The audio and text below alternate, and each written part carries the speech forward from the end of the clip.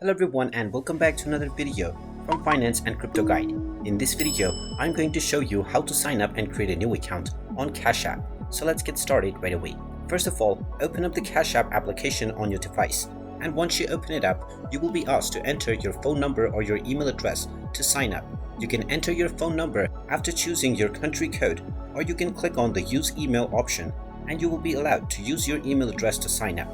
Go ahead and type in the email address that you wish to use and then click on the next button. You will now be asked to enter the verification code that has been sent to this email. So check your inbox and you will find the confirmation code sent by Cash App. Just type in this code and then click on the next button. And now you will be signed up to your Cash App account and you will be allowed to enter your payment information and add your funds to your account. And now you can start using Cash App from your device right away.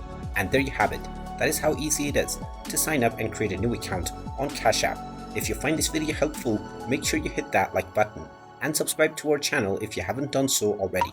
Also ring that notification bell to never miss another update from us. Thank you for watching and I will see you again in the next video.